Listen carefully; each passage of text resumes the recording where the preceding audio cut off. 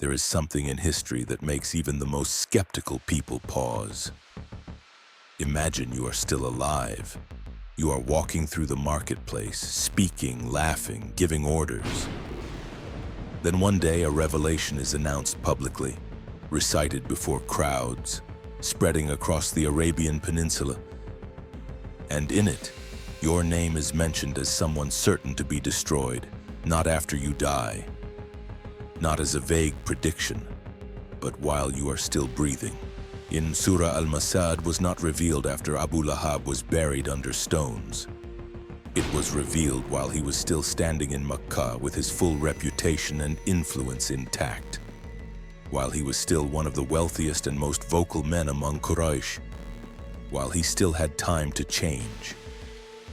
The hands of Abu Lahab will be ruined, and he himself will be ruined. His wealth and whatever he earned will not benefit him. This was not merely a warning. It was a verdict pronounced before the trial had ended. And think about that carefully. If the Quran, as its opponents claimed, had simply been the words of a man, this would have been an unbelievable gamble.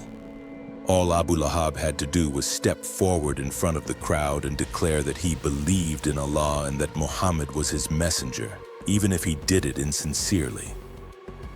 One sentence could have caused people to question the revelation. He did not have just a day, not just a week, not just a month. He had nearly 10 years after the surah was revealed. He had 10 years to prove the Quran wrong. 10 years to say one sentence, La ilaha illallah. But he never said it. And that is what makes this story more chilling than any death that followed. Welcome to Prophetic History Explained, where we do not simply retell ancient stories, but uncover the deeper layers behind them. If you value content that explores history and faith with depth and clarity, I make sure you subscribe and support us so we can continue bringing you powerful and authentic stories in the future. Abu Lahab was not an uninformed man. He grew up alongside Muhammad, peace and blessings be upon him.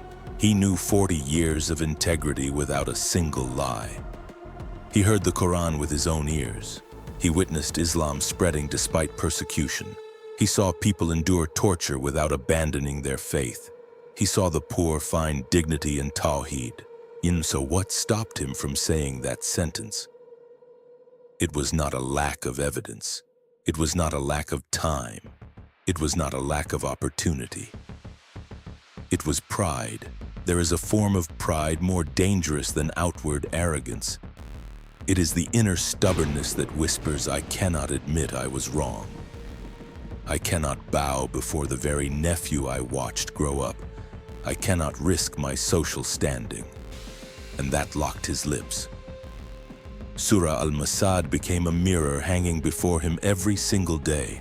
Every time he heard it recited, every time he saw someone accept Islam, every time he remembered that one sentence could have shattered that prophecy. But instead of saying it to save himself, he chose to continue opposing it, as though his silence were a way to preserve his honor. The most frightening part is not that Allah announced the fate of a man. The most frightening part is that a man heard that verdict and kept walking toward it. Abu Lahab lived for years under the shadow of a revelation that mentioned him by name. He ate, traded, debated, planned, while his destiny had been declared publicly before the world. This story did not begin with illness. It did not begin with a lion.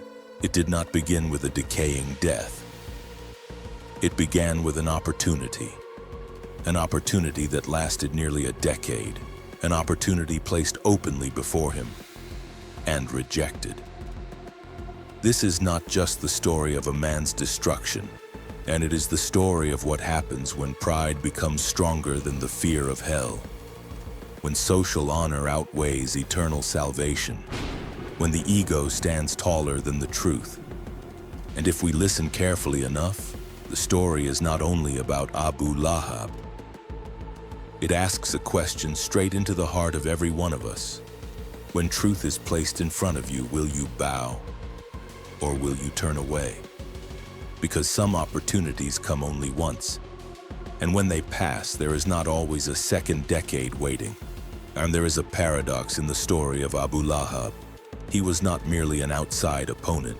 He was an insider, not a foreign leader, not a distant stranger reacting to rumors. He was the uncle of Muhammad. Peace and blessings be upon him. He watched him grow up. He knew the title Al-Amin that all of Makkah gave him. That is why his opposition was not just a disagreement of belief. It was a battle that weaponized blood ties. When Muhammad stood on Mount Safa and called the people of Quraysh, and it was not a political speech, it was a public declaration of truth. The crowd listened because they trusted his honesty. 40 years without a lie, a reputation built through integrity. Abu Lahab understood something deeply rooted in tribal society. Reputation is not shaped only by personal character, but by the voices within the clan. And if he could not refute the message, he could undermine the messenger.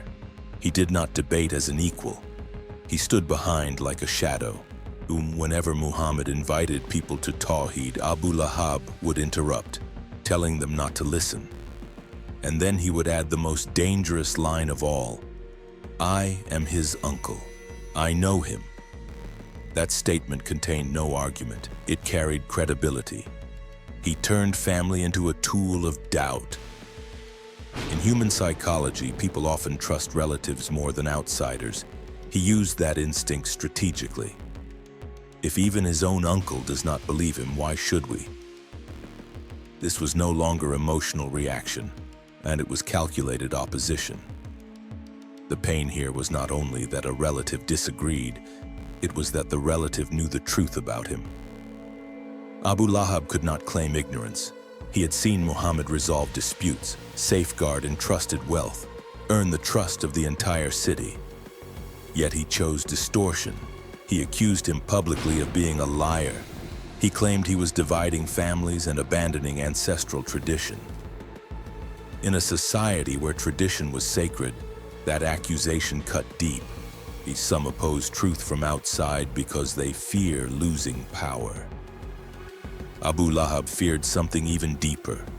If Muhammad were recognized as the messenger of Allah, the center of honor would shift. Authority would move away from wealthy elders and toward revelation. And perhaps that threatened the deepest layer of his ego. Truth is not always rejected because it lacks evidence. Sometimes it is rejected because it disrupts long-standing structures of power. He used words to create hesitation. He did not need to convince people to worship idols. He only needed to make them pause before believing in Allah. And sometimes hesitation is enough for a soul to turn away. Then the opposition crossed another line. It entered the realm where hatred begins to tear apart blood ties. 2 of Abu Lahab's sons were engaged to 2 daughters of Muhammad. In Makkah, marriage was not merely personal. It was an alliance of honor between clans. But Abu Lahab saw those bonds not as bridges but as leverage, and he gave his sons an ultimatum: divorce the daughters of Muhammad, or do not call me your father. That was not simple disagreement. That was hatred taking full control. Utaiba went further. He not only divorced, he publicly insulted and mocked sacred revelation. He approached Muhammad among his companions and hurled words meant to wound. Muhammad responded with a brief supplication. "O Allah, send against him one of your dogs." Days later, during a trade journey north, the group camped in a region known for lions. They placed Utaiba in the center of their circle for protection. They feared the supplication of a prophet. In the darkness, a lion entered. It did not attack randomly. It walked among them as if searching. Then it stopped in the center. One strike, no one else harmed. What makes that moment haunting is not only death, but precision. Hatred had led Utaiba to mock what was sacred. He did not realize that some words do not vanish into air. Some are recorded beyond what human eyes can see. Justice, however, did not come all at once. After the Battle of Badr, when Quraysh suffered a shocking defeat, Abu Lahab did not even go to the battlefield. Shortly after, he was struck by a severe illness that caused his body to deteriorate and emit a foul smell. People feared contagion. They avoided him. The man who once stood loudly in the marketplace ended in isolation inside his own home. He died not in glory, but in loneliness. His body lay for days. Eventually, they pushed it away with sticks and covered it without proper washing or ceremony. The man who relied on tribal honor ended as a burden to be handled. His wife, Jamil, who had carried thorns to harm the Prophet and spread malicious words, was described in the Quran as the carrier of firewood with a rope around her neck. Traditions mention that her end reflected the very tools she used to harm others. Justice here was not chaotic wrath. It was proportional, and the one who trusted wealth found that wealth could not save him. The one who relied on status discovered that status could not shield him. The one who used words to destroy was immortalized in Revelation. Justice may not rush, but when it arrives with precision. Yet the deepest lesson is not fear of a similar ending. It is self-examination. How many times in our own lives do we recognize what is right but delay action because of pride? How often do we protect our image instead of our integrity? Pride is not always loud. Sometimes it is the silence when we should apologize, the stubbornness when we should change. Applying this lesson begins with small steps. Learning to listen when corrected. Admitting mistakes without feeling diminished. Placing truth above ego. Every time we choose humility over stubbornness, we reshape our story. Every time we place Allah and truth above social image, we safeguard our souls.